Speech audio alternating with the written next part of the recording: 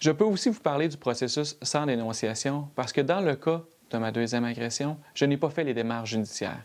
Et oui, j'ai aussi été agressé par un entraîneur de soccer. À ce moment-là, je ne sentais pas la force en moi pour être capable de faire toutes les démarches judiciaires, surtout que le procès avec mon premier agresseur venait à peine de se terminer. Ce processus n'est pas nécessairement plus simple ou plus facile. Parfois, les gens viennent me voir et me disent « Alain, j'ai pardonné à mon agresseur ». Ce qu'il faut faire attention, c'est de faire la différence entre pardonner et enfouir. Lorsqu'on enfouit les événements douloureux, souvent cela mène notre vie sans qu'on le sache. Le processus sans dénonciation consiste à vouloir prendre action sans nécessairement porter plainte à la police. Sachez qu'il sera toujours temps pour vous de porter plainte à la police et que personne ne peut juger votre décision. Avec ce processus, vous pensez à vous-même et vous prenez le temps d'arrêter pour guérir. Parler de vos agressions et comment vous vous sentez n'est pas suffisant. Il est important de consulter un spécialiste pour être en mesure de vous aider à reprendre confiance en vous. Moi-même, j'ai rencontré plusieurs intervenants qui m'ont beaucoup aidé, mais par la suite, je devais prendre action. Il y a quelques mois, j'ai réalisé que ma guérison n'était pas terminée lorsque j'ai découvert que j'avais encore des symptômes du stress post-traumatique. C'est drôle de voir qu'on fait un cheminement, qu'on avance dans la guérison, on pense être correct, et tout d'un coup, la vie nous met face à un événement insoupçonné et survient à ce moment-là des émotions inattendues. Une intervenante du CALAC, Mme Lise Simard, m'a dit une phrase vraiment importante. Elle m'a dit « Alain, les victimes ont tous les outils en elles pour être capables de passer à travers ces épreuves. Il faut seulement parfois leur montrer leurs outils. » Elle faisait une métaphore avec le menuisier en disant que le menuisier peut accomplir de grandes choses lorsqu'il connaît ses outils.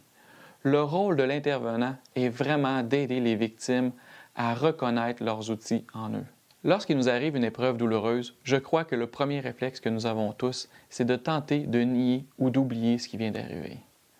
En oubliant, nous pensons souvent à tort que ça va être plus facile de vivre notre vie, qu'en oubliant, nous aurons plus de souffrance ou qu'en oubliant, ces événements ne guideront plus notre vie. Moi aussi, j'ai essayé cette stratégie dans le cas de ma deuxième agression. Je pensais que j'allais être par moi-même capable de guérir, surtout après ce que j'avais vécu.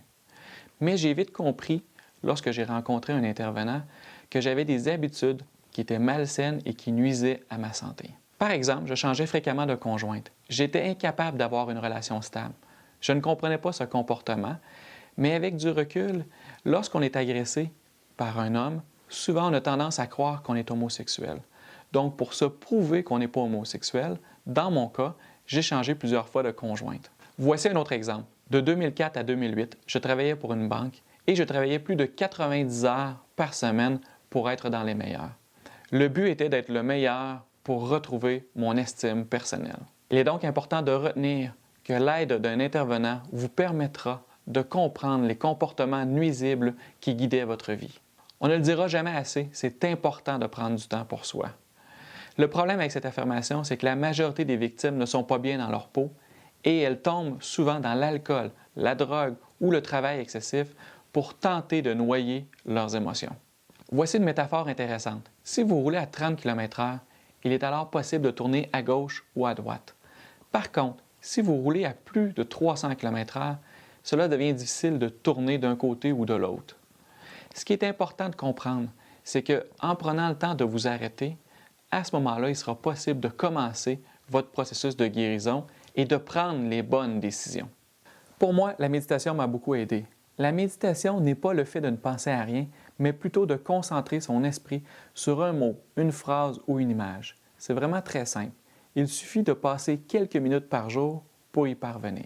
Il y a même certaines personnes qui méditent en jouant d'un instrument de musique, en faisant leur épicerie ou en chantant des mantras.